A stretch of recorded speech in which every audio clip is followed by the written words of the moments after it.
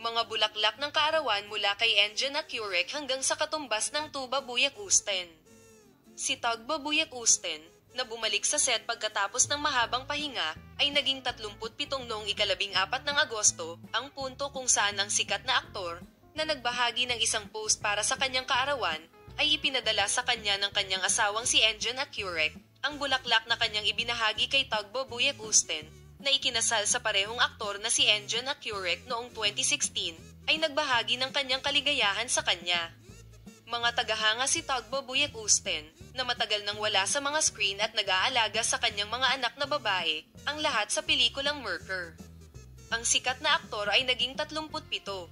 Ang aktor, na naghahanda na humarap sa madla pagkatapos ng maraming taon, ay naging 37 taong gulang noong 14 ng Agosto. Ibinahagi ni Tuba Buyak Usten ang mga post na ibinigay niya sa kanyang kaarawan sa kanyang mga taga-subaybay.